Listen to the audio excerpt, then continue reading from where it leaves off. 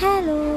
അപ്പോൾ ഇന്ന് ഭയങ്കര കൺഫ്യൂയായിട്ട് ഇരുന്ന് പഠിക്കുക കേട്ടോ. അടുത്ത ദിവസം എക്സാമാണ്. ചുമ്മാ ഇരുന്ന് പഠിക്കുക, കാരണം ഒന്നും തലയിൽ കയറുന്നില്ല. ഞാൻ ഈ പൊത്തി വെച്ച് കൈ പൊത്തി വെക്കുന്നത് പഠിച്ചിട്ട് കാണാതെ പറഞ്ഞു നോക്കുക, അപ്പോഴത്തേന് മറന്നുപോയി കേട്ടോ. ഇപ്പോഴേ ഞാൻ മറന്നു പഠിച്ചത്. ഒരു പേജായിരുന്നു ഒരു ദിവസം പഠിച്ചത്. അതെല്ലാം കഴിഞ്ഞിട്ട് ഇന്ന് ദോശ ചൂടാൻ കയറി. വൈകുന്നേരത്തേന് കഴിക്കണ്ടേ, സാപ്പിടണ്ടേ. അപ്പോൾ ഇന്ന് ബീഫ് ഫ്രൈ, അത് ബീഫൊക്കെ ഒന്ന് ഫ്രൈ ചെയ്തെടുത്തു.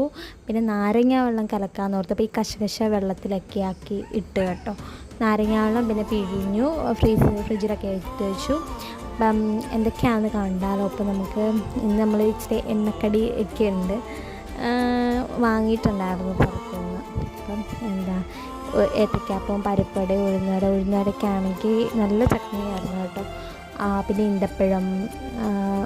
ഈന്തപ്പഴം പിന്നെ നമ്മുടെ ബീഫ് ഫ്രൈ, ദോശ, ഇതൊക്കെയായിരുന്നു. പിന്നെ നോമ്പ് ബാങ്ക് വിളിച്ചെന്ന് പറഞ്ഞപ്പോൾ നമ്മൾ നാരങ്ങാവെള്ളം കുടിച്ചു കേട്ടോ.